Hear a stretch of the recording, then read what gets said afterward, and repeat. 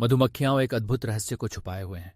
एक ऐसा रहस्य जो उनके छोटे आकार के बावजूद उनकी सामाजिक बुद्धिमत्ता और सामूहिक संगठन को उजागर करता है।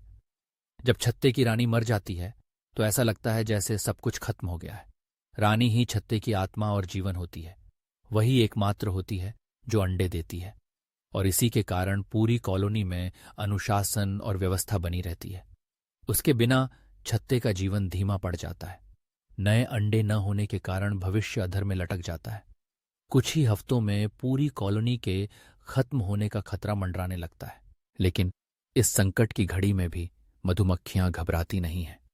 वे किसी बाहरी मदद का इंतजार नहीं करती। इसके बजाय उनकी सहज बुद्धिमत्ता और गहरे सामूहिक ज्ञान का परिचय मिलता है। वे एक असाधारण आपातकालीन प्रक्रिया शुरू करती हैं। एक ऐसी प्रक्रिया जिसकी कल्पना शायद ही कोई कीटों की दुनिया में कर सके। इस परिवर्तन की शुरुआत एक बहुत साधारण लेकिन अत्यंत महत्वपूर्ण निर्णय से होती है।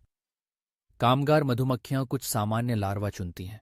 वे लार्वा जो सामान्यतः बस साधारण कामगार बनकर रह जाते। इनमें कोई खासियत नहीं होती। वे न तो अलग पैदा हुए हैं, न ही उनके जीन अलग हैं, लेकिन अब उनका भविष्य पूरी तरह बदलने वाला है।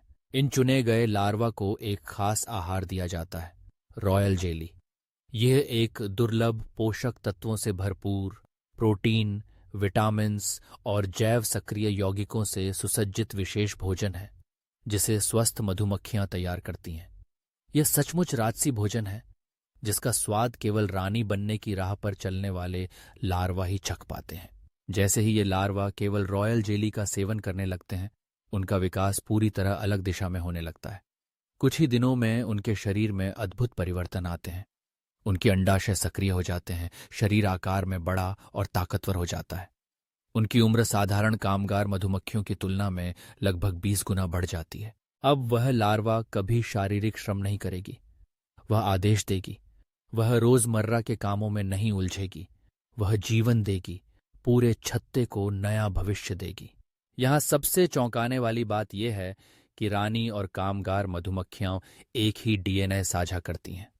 उनके जीन में कोई अंतर नहीं। उनकी नियति जीन द्वारा नहीं, पोषण और देखभाल द्वारा निर्धारित होती है। छत्ते के निर्णय, उनका ध्यान और वातावरण यही तय करता है कि कौन साधारण रहेगा और कौन असाधारण बन जाएगा।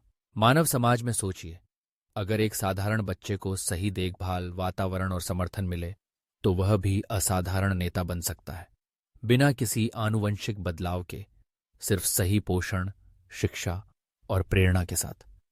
मधुमक्खियां हमें यही सिखाती हैं कि नेतृत्व के लिए जन्म से खास होना जरूरी नहीं, उसे बनाया जा सकता है।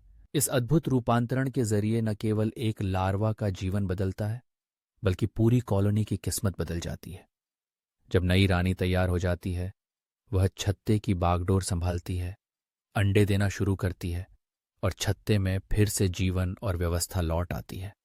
संकट के समय में एक साधारण लार्वा असाधारण बनकर नेतृत्व संभालती है और पूरी कॉलोनी के भविष्य को बचा लेती है।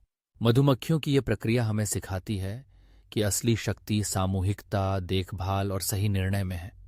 प्रकृति की यह कहानी न सिर्फ अद्भुत है, बल्कि इंसानियत के लिए भी प्रेरणा का स्रोत है। कभी कभी सबसे बड़ी उम्मीदें वहीं से आती हैं जहां हम सबसे साधारण समझते हैं। यही मधुमक्खियों का छुपा हुआ चमत्कारी रहस्य है।